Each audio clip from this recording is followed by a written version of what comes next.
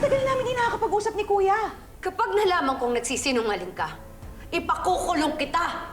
Dapat, unahan mo si Hope. Magsumiksik ka doon. Magsumiksik ka kay Ma'am Dayan. Bumalik ka doon. Gusto mo malaman kung ano yung mga ginawa nila sa akin nun? Pinag-eksperimentuhan nila ako dun, Ralph. Dahil hindi ako tao, hindi ako normal, isa akong clone. Sinira ko yung pangarap niya.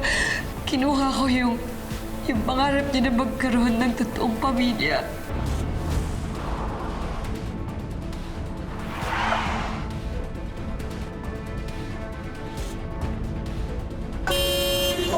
Hoy! Ano ba? Sorry po. Kara, salamat ah. Basta babayaran ko agad. Ayusin ko lang yung problema sa lab. Dapat lang, Kuya, no? Ayoko nang pinupuntahan ako ng pulis dito sa bahay. Tsaka yan, si Miss D, sinusugod na ako dito, galit na galit, hinahanap yung Hope. Basta, huwag ka na lang magsalita. Kahit kanino sa kanila. Malamang, pero... Sabihin mo nga sa akin, Kuya, ano ba talagang plano mo? Eh ano pa? Tago muna ako. Pero... hindi ako titigil hanggat hindi ko nahanap yung clone na yun. Tutuloy ko lang yung inumpisan ko na. Kara, I'm this close. Tsaka hindi lang ako papayag na mauuwi lang sa wala ang lahat ng ginawa ko. Kahit magkamatayan na kami.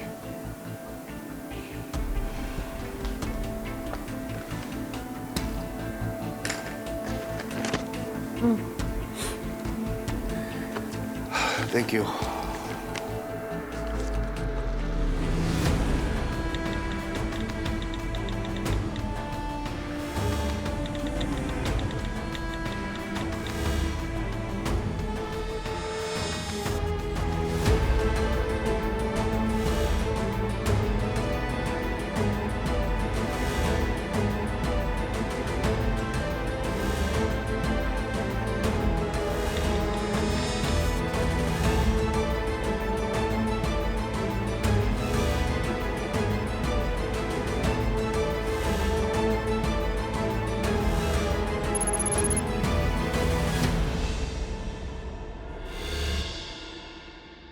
Siguro nga wala ka talagang ganang kumain. Pero sana naman, Hope. Huwag ka mawalan ng gana mo buhay. Hahanapin mo pa yung nanay mo, di ba?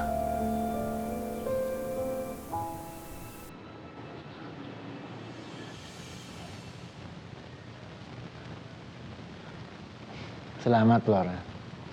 Anak, alam kong sinisisi mo pa rin sarili mo. Pero huwag mo naman papabayaan yung katawan mo. Kumain ka naman.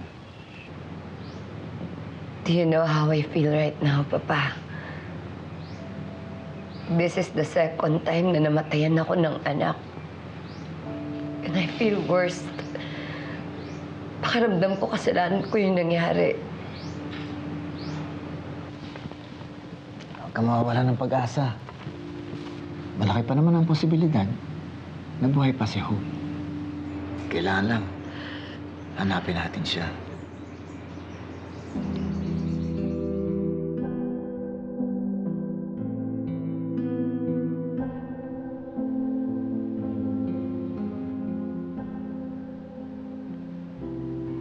Nahanap ko na siya. Nakita na kami. Talaga?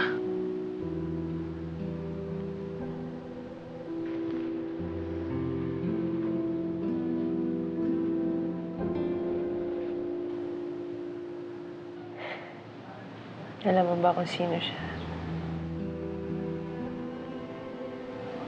Si Ma'am Dayan. Si Ma'am Dayan? Si Ma'am Dayan yung inalagaan mo dati? Siya yung nanay mo?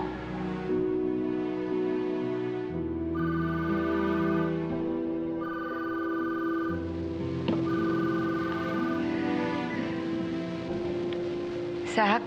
Hello, Miss D. May kailangan kayong malaman tungkol kay Hope. Si Lucas.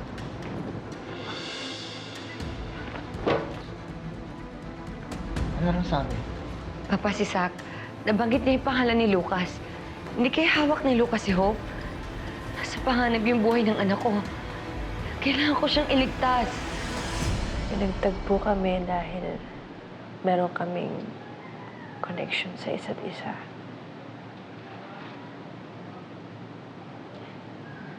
Kopya kasi ako ng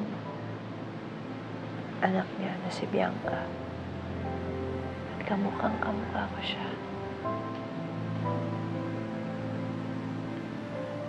Pero sa lahat ng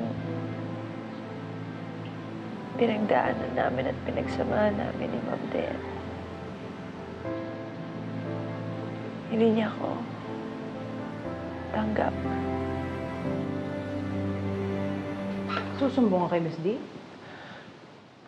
I have to let her know. Nasa panganib yung buhay ni Hope nang dahil kay Lucas. Alam mo kung ako sa'yo, hindi na lang ako makikialam. Bakit? Ano naman gagawin mo sa akin? Ihulog mo ako sa bangin? Papatayin mo ako? Pasalamat ka. Mahal na mahal kita. Pero huwag mong hintayin maubos ang pagmamahal at pasensya ko sa'yo. Naalala ko pa yung sinabi niya sa akin na kahit kailan, hindi ako magiging si Bianca. Kahit kailan, hindi niya ako magiging anak. Balisakog lang. Kopya lang ako sa isang totoong tao.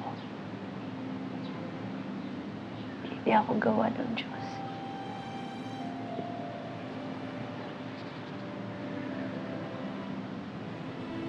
Hindi totoo yan, no?